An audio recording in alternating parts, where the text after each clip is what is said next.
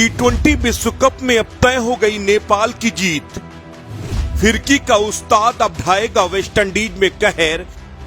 Nepal cricket को मिली नई धार। 3 Caribbean expert मिलकर करेंगे मिशन को फतेह। किसी ने सच कहा है, अगर आप शिद्दत से किसी चीज को चाहो तो पूरी कायनात उसे मिलाने में जुट जाती है। नेपाल ने भी क्रिकेट में बहुत मेहनत की है। पूरी शिद्दत से नेपाल के खिलाड़ियों ने T20 विश्व कप क्रिकेट के लिए अपना पसीना बहाया है, दिन रात एक किया है। अब जब विश्व कप का समय नजदीक आता जा रहा है तो कुछ हालात ऐसे बनते जा रहे हैं, नेपाल क्रिकेट की बेहतरी की तरफ इशारा कर रहे हैं। संदीप लामिछाने का विश्व कप से पहले बरी होना, नेपाल की T20 विश्व कप की टीम में शामिल होना, ये किसी करिश्मे से कम नहीं है। लेकिन एक अजीब इत्तेफाक भी इसके साथ जुड़ता जा रहा है। इस वक्त नेपाल क्रिकेट में 3 ऐसे चेहरे हैं जो वेस्टइंडीज की जमीन को बेहद करीब से पहचानते हैं, जिन्हें वेस्टइंडीज की आबो हवा की एक एक भनक है, जिन्हें वेस्टइंडीज में क्रिकेट की एक एक बारीकी समझ में आती है। खुशकिस्मती से तीनों नेपाल के पास हैं। ऐसे में T20 विश्व कप से पहले नेपाल के लिए ये किसी संजीवनी से कम नहीं होगा। अब आपको बताते हैं कि पहले वो 3 चेहरे हैं कौन, फिर उनका वेस्टइंडीज से कनेक्शन बताएंगे।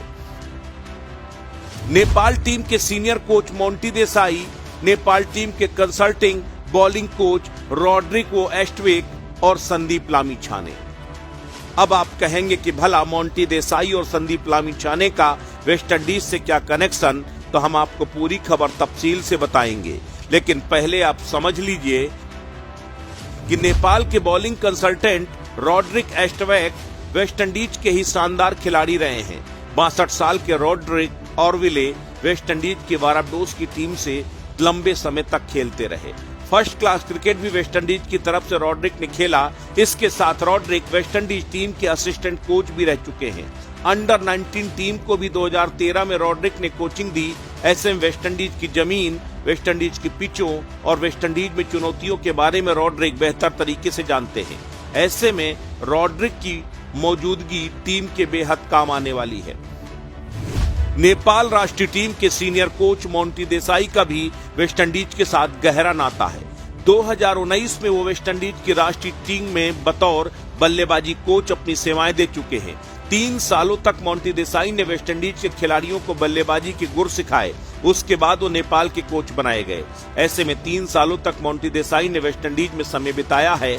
उन्हें बेहतर मालूम है कि वेस्टइंडीज की कंडीशन कैसी है, नेपाल की ताकत और कमजोरी क्या है। ऐसे में इस विश्व कप में मोंटी देसाई का अनुभव बेहद काम आने वाला है।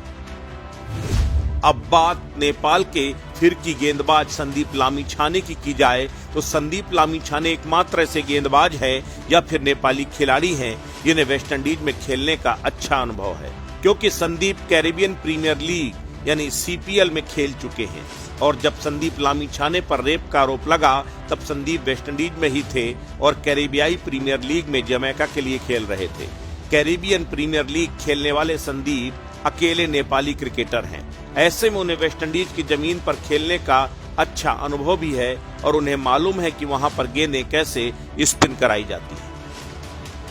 ये सिर्फ इत्तेफाक नहीं हो सकता, बल्कि ये कोई संकेत भी है।